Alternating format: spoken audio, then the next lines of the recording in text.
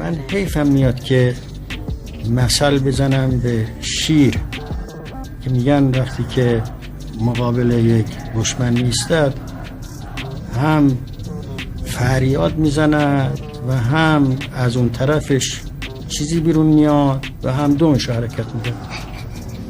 فریاد میزند برای اینکه طرفا بترسونه، میترسد، از این جهت ازش چیزی هم صادر میشه. دومش حرکت میداد برای اینکه میانجی پیدا کند.